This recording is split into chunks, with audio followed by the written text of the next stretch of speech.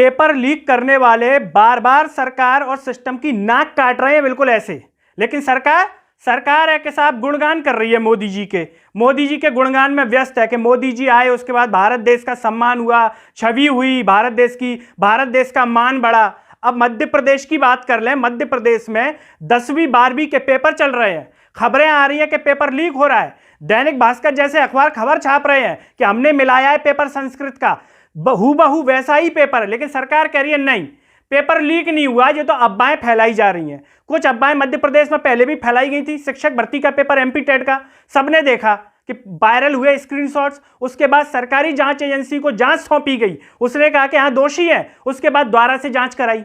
क्यों जांच कराई जब सरकारी जांच एजेंसी ने कह दी? अगर सरकारी जांच एजेंसी दोबारा भी कह देती तो दोबारा जांच कराते, ये तब तक जांच करवाते जब तक कि वो निर्दोष साबित नहीं करते उनके लोगों को। क्या हुआ एडुकेटी संस्था का व्यापम की?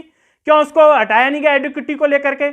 एनएचएम का पेपर तो लीक हो रहा है, 10वीं 12वीं का तो पेपर लीक हो रहा है, एमपी टेट के पेपर तो लीक हो रहे हैं। सरकार को बिल्कुल शर्म नहीं है सिस्टम को कि हमारे ऊपर लांछन पर लांछन लग रहे हैं, नाक काट रहे हैं ऐसे लोग जो पेपर लीक करते हैं और ईमानदार छात्रों के साथ अन्याय हो रहा है उसको लेकर के सरकार चिंतित नहीं है। सरकार बस इसमें चिंतित रहती है दिन रात ट्विटर पर कि मोदी जी के साथ तारीफ करनी है कैसे भी हो। देश ऐसे चलता है, बतौलेबाजी से ऐसे देश चलाएंगे ये? ईमानदार छात्र जो भारत का भविष्य गढ़ेंगे आने वाले समय में, जो विश्वगुरु बनाने में अपनी अहम भूमिका निभाएंगे, नेताओं की तरह बतौलेबाजी नहीं करेंगे। ये जितने भी लोग पढ़ाई कर रहे हैं ये कुछ ना कुछ अच्छा काम करेंगे। ये ना तो चाय बेचेंगे कि ट्रेन में जाकर के चाय बेचे, इनमें से कोई एक जाकर के कि नहीं मैंने सब ट्रेन में चाय बेची, अब मैं भारत का राष्ट्रपति बन गया। इस प्रकार की बकलोली और बतौलेबाजी देश में चलेगी नहीं।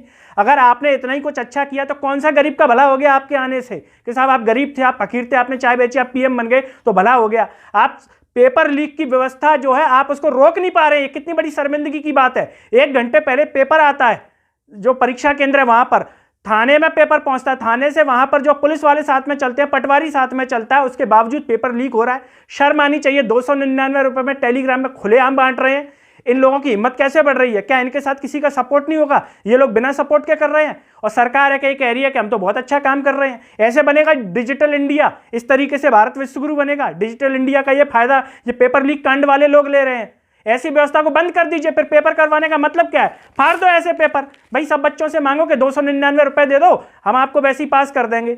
उनके मैयो बाप जाके ले आएंगे, 299 रुपए दे देंगे। काहे को अपने बच्चों को कोचिंग करवाएंगे? जब इस तरीके का पैटर्न मध्य प्रदेश में चलेगा कि साहब पैसे की दम पर सब कुछ होगा, परीक्षाएं होंगी, चयन होंगे, तो फिर बच्चे क्यों पढ़ाई करेंगे? क्या पढ़ाई करके चाय बेचेंगे, चाय बेचवाएंगे, इनको पकौड़े तलवाएंगे? ये सरकार को समझ में नहीं आ रही है। अभी कोई सच बोल देगा तो उस पर कहेंगे नहीं जांच पूरी होगी, बहुत बढ़िया है, सब कुछ है।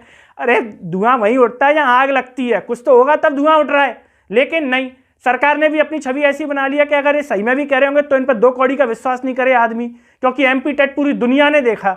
उसके बाद क्या हुआ? बच्चे भी बेचारे क्या करें? क्या बच्चे पढ़ाई करें कि लड़े वहां उनसे जाकर के तख्तियां लेकर के, फिर पुलिस से लट्ठ पड़वाए? वोट मांगने के बाद अपने गिगियाते हुए आ जाते हैं नेता लोग के, वोट दे दो, हमको ये कर दो, हम तुम्हारे ताऊ चाचा फूफा, ये सब बिल्कुल बेशर्मों की तरह सिस्टम को बना करके रख दिया। कोई मतलब नहीं है इन्हें परीक्षा सिस्टम से। खुद के बच्चों को विदेश में पढ़वाते हैं, नेतागिरी करवाएंगे उन पर 2 कौड़ी की, और देश की ये हालत कर दी दुर्दशा अर्थव्यवस्था के मामले में, परीक्षा के मामले में। बस क्या किया हमने मूर्ति बनवाई, हमने बहुत ऊंची मूर्ति बनवाई, हमने बहुत बड़ा स्टेडियम बनवाया। अब ये बच्चे या इनके जो माँ बाप है वो क्या चाटेंगे वहां जाकर के? क्या करेंगे? साहब सरकार की सफलता गिनाएंगे क्या? हमने 370 किया, हमने 3 तलाक बंद करवा दिया, हमने जम्मू कश्मीर में धारा 370 हटवा दी। अरे तो उससे आम नागरिक का क्या फायदा हो रहा है वहां पर? डायरेक्ट उसको कोई सरोकार है उन मुद्दों से कि उसका ये 2 पैसे का भला हो गया हो? आदमी सिलेंडर 1100 1150 में खरीद रहा है, आमदनी आपने उसकी बढ़ने नहीं दी, तो क्या मतलब है ऐसी सरकार? उसका हटा दो। अगर आप पे व्यवस्था नहीं संभल रही है दे दो त्याग पत्र, वो देंगे नहीं, फिर तो हम ऐसे चिपके रहेंगे कुर्सी से, हम छोड़ेंगे नहीं उसको। पूरी नाक कटवा के रख दिए परीक्षा सिस्टम की, पूरा बंद कर देना चाहिए अगर नहीं संभाल पा रहे हैं तो, वरना पेपर को बंद ही कर दें। पैसे लें उनसे, मांगे सीधे पैसे। हाँ आपने दे दिए 299, अच्छा आप पास हो गए, आपने नहीं दिए चलो आप फेल हो गए।